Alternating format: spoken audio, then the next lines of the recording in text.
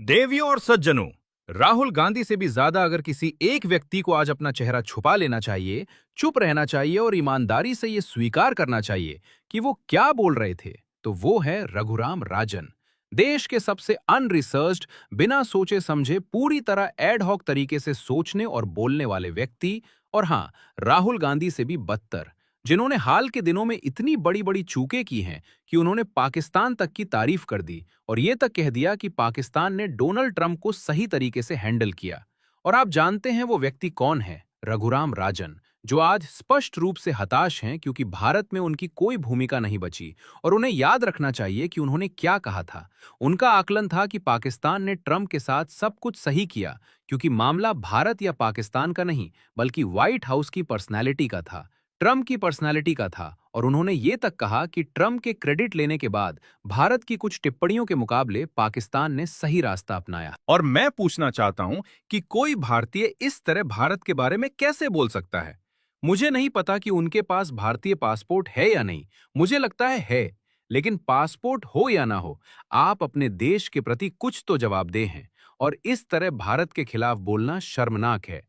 रघुराम राजन, जो थोड़ी बहुत विश्वसनीयता कुछ लोगों के मन में बची थी, वो भी अब खत्म हो जानी चाहिए, क्योंकि ये डील रघुराम राजन के मुंह पर तमाचा है। ये डील राहुल गांधी के मुंह पर तमाचा है, जिन्होंने प्रधानमंत्री नरेंद्र मोदी को कमजोर प्रधानमंत्री कहा, जो अवसरवादी हैं, एडहॉक राजनीति करते हैं और जिन्हें राजनीतिक तौर पर अटेंशन डेफिसिट की बीमारी है।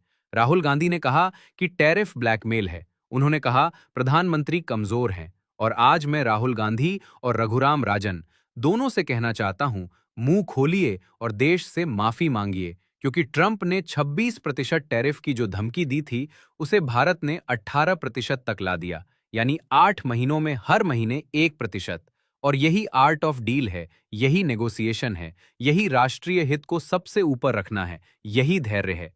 आप रघुराम राजन और राहुल गांधी की तरह एड हॉक बयान देकर देश नहीं जिताते। और ये भी समझना जरूरी है कि कोई भी डील जीरो सम गेम नहीं होती।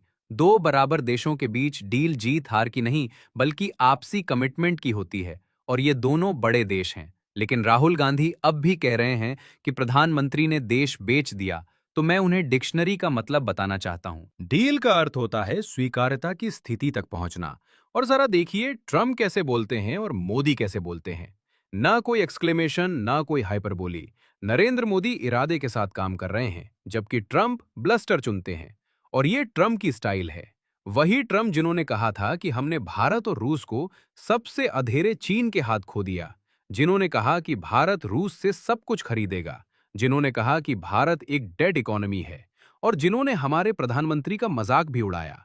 लेकिन भारत के प्रधानमंत्री ने ना कभी जवाब दिया, ना उकसाए गए, ना गुस्से या भावना में प्रतिक्रिया दी। और यही नेतृत्व है, यही असली लीडरशिप है।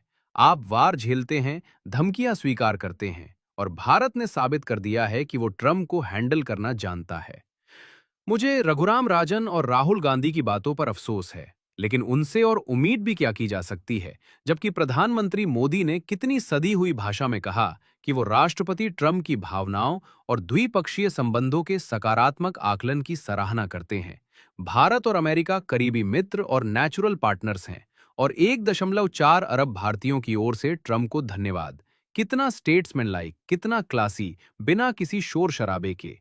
ये उस नेता की भाषा है जो जानता है कि वो भारत को एक कठिन दौर से निकाल रहा है और 2047 विकसित भारत के लक्ष्य की दिशा में आगे बढ़ा रहा है। और उस रास्ते में रघुराम राजन, राहुल गांधी और कभी-कभी डोनाल्ड ट्रंप जैसे लोग बयान देते रहेंगे। अब तथ्यों पर आइए। ट्रंप का दावा है कि भारत रूसी तेल नहीं खरीदेगा, जबकि सिर्फ 2 महीने पहले भारत और रूस के बीच रक्षा, व्यापार और अर्थव्यवस्था से जुड़े 16 समझौते हुए। और 5 दिसंबर को ऊर्जा सहयोग को विशेष रणनीतिक साझेदारी का अहम स्तंभ बताया गया। इसलिए मैं ट्रंप के इस दावे को नहीं मानता। तथ्य इसके उलट हैं। दूसरा दावा है जीरो टैरिफ और नॉन ट्रेड बैरियर्स का, जबकि भारत 1 साल से डेयरी और किसानों के हित बचाने के लिए सख्त बातचीत कर रहा है। पीयूष गोयल साफ कह चुके हैं कि कृषि पर कोई समझौता नहीं होगा। और अमेरिकी ट्रेड रिप्रेजेंटेटिव ने भी कहा है कि भारत कृषि के कुछ क्षेत्रों में प्रोटेक्शनिस्ट है। तो ये कहना कि भारत ने किसानों और डेयरी पर समझौता कर लिया, पूरी तरह तथ्यहीन है। याद रखिए, अगस्त में प्रधानमंत्री मोदी ने कहा था कि उन्हें व्यक्तिगत राजनीतिक कीमत चुकानी पड़े, फिर भी वे किसानों, डेयरी किसानों और मछुआरों के हितों से समझौता नहीं करेंगे। और इसलिए बिना किसी तथ्य के सवाल उठाना आर्थिक और कूटनीतिक अज्ञानता है। यहाँ असल बात यह है कि ट्रंप जनरल बातें कर रहे हैं, भारत स्पेसिफिक बातें कर रहा है। और इस समय हमारे पास सिर्फ एक ही स्पेसिफिक तथ्य है, 18% टैरिफ, बाकी सब अटकलें हैं। इसलिए मैं देशवासियों से अपील करता हूं कि इन अटकलों, फेक स्क्रॉल्स, लायर वायर्स और गैर जिम्मेदार वेबसाइट्स के बहकावे में ना आए।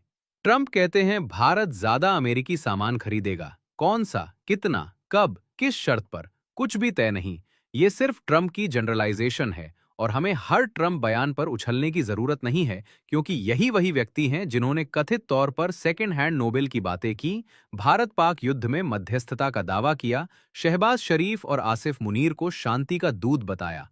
तो ट्रंप की जनरलिज्म पर जरूरत से ज्यादा प्रतिक्रिया देना समझदारी नहीं है। इस डील में एकमात्र कन्फर्मेशन टैरिफ का है, 50 से 18%। बस फाइन प्रिंट आएगा तो उस पर बात होगी, तब सवाल होंगे। लेकिन तब तक अटकलें लगाना राष्ट्रीय हित के खिलाफ है। सच्चाई ये है कि प्रधानमंत्री नरेंद्र मोदी भारत के लिए बड़ा टैरिफ स्लैश लेकर आए हैं। ये देश के लिए अच्छा है। भारत ने दुनिया को दिखा दिया है कि वो ट्रंप जैसी चुनौती को भी समझदारी से हैंडल कर सकता है। 2047 विकसित भारत का लक्ष्य पूरी तरह सुरक्षित है और हम अपने रास्ते पर आगे बढ़ रहे हैं। यही मेरी इस पूरे घटनाक्रम पर स्पष्ट पड़त है। और अगर आप भी मानते हैं कि बेवजह की अटकलें देश के हित में नहीं हैं, तो इस वीडियो को जरूर शेयर कीजिए।